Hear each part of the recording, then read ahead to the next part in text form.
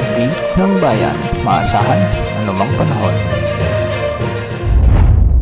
Patuloy nating minomonitor ang Typhoon Dolphin na ngayon ay nasa layong humigit kumulang 915 kilometers hilagang silangan ng extreme northern Luzon.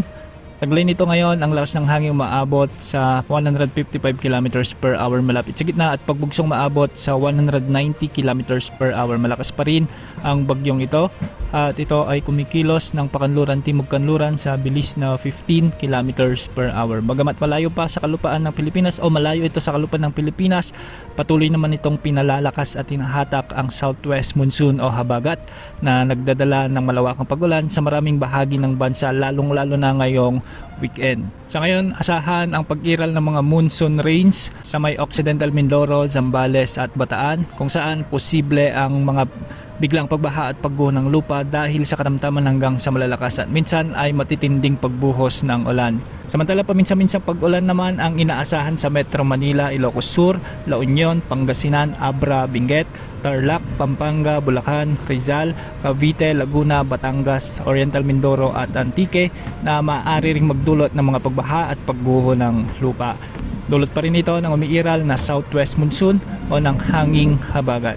Samantala sa Batanes at Babuyan Islands, makakaranas naman ng maulap na kalangitan na may mga kalat-kalat na pagulan at pagkidlat pagkulog dulot ng trough ng Typhoon Dolphin, habang ang nalalabing bahagi ng Luzon at Visayas ay makakaranas din ng maulap na panahon na may mga kalat-kalat na pagulan at thunderstorms dahil pa rin sa habagat. Samantala sa Mindanao, mananatili ang bahagyang maulap hanggang sa maulap na kalangitan na may mga pulupulong pagulan o thunderstorms dulot ng localized thunderstorms lalo na ngayong gabi.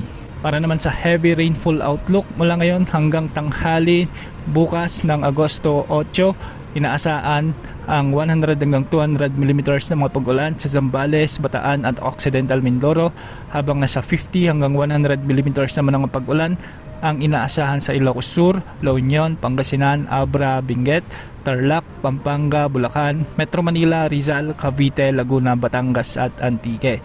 Samantala bukas naman ng tanghali hanggang August 9 o hanggang sa araw ng Linggo, mas maraming lugar pa ang makakaranas ng mula 100 hanggang 200 mm na pag-ulan. Kabilang dito ang mga lalawigan ng Ilocos Sur, La Union, Abra, Benguet, Zambales, Bataan at Occidental Mindoro.